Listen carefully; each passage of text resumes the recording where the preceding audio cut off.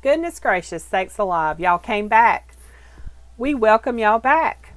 Today we're going to do part 2 of the Carl Sandburg Home National Historic Site. Part 2 is going to have the barn and the goats. So we finished up the house tour. The rain had stopped and we decided it was time to go see the goats. When it was raining, we weren't sure if we were going to go to the barn or not because we had not decided if we wanted to go any further in the rain. But since the rain stopped, we decided we were going to go see the goats. So, as I stated in part 1, Miss Sandburg raised goats and she was the main reason they moved to North Carolina from Michigan. She started her hobby of raising goats in 1935 after she read about the benefits of goat's milk, and from there her hobby grew. As her herd grew, she needed more land to raise them, and therefore they ended up in North Carolina.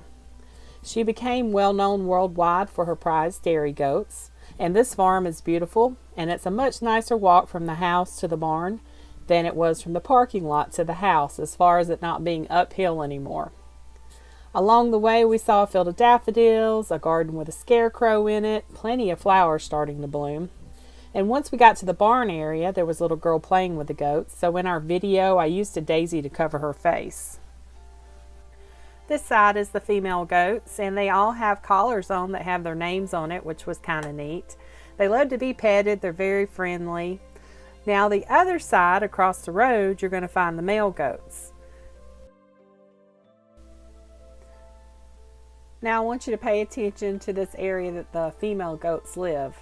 It's a wide open field. You can see the nice barn back there in the back. There's a lot of goats hanging around. They've got a lot of friends to hang out with. And even though it's been raining, it's really not that muddy up here.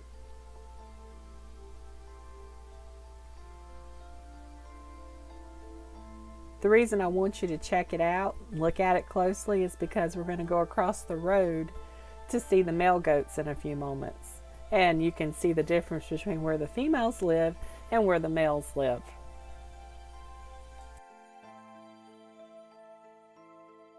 This is one of the handsome male goats, and as you'll see, they have a much muddier area to hang out in. They have a couple of shelters and just a much muddier area.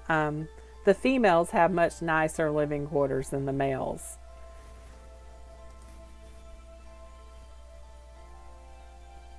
See how muddy it is after the rain over here?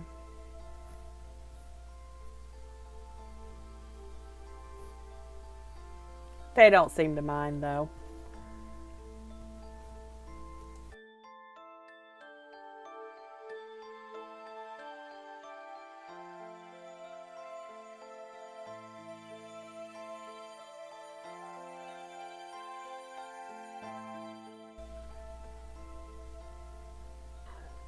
In this building, there's some old antiques.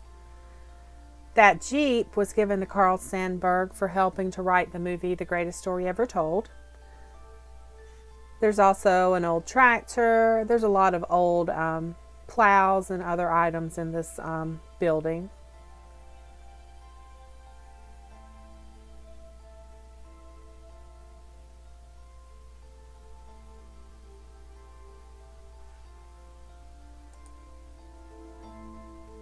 There's also Lily, the milking goat. She's used to show kids, and I guess adults too, the ins and outs of milking goats.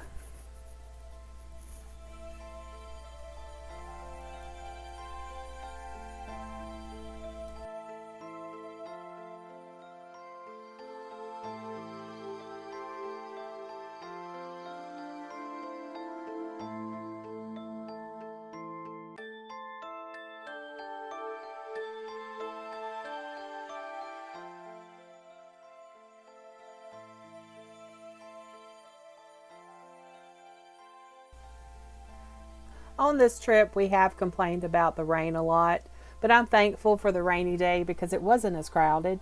It was like we had the farm to ourselves. We did have the house tour to ourselves, which was really nice. We headed back to the walking bridge and then back to the parking lot. As I was editing the video, I noticed something floating in the water as we crossed the walking bridge. I'm assuming it is a stick, but it's hard to tell.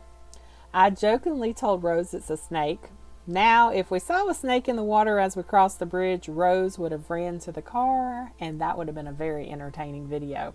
But unfortunately, I think it was too chilly that day for a snake to be in the water. So like I said, it's most likely a stick, a tree limb, or something floating against the current. Anyway, thanks for watching our video.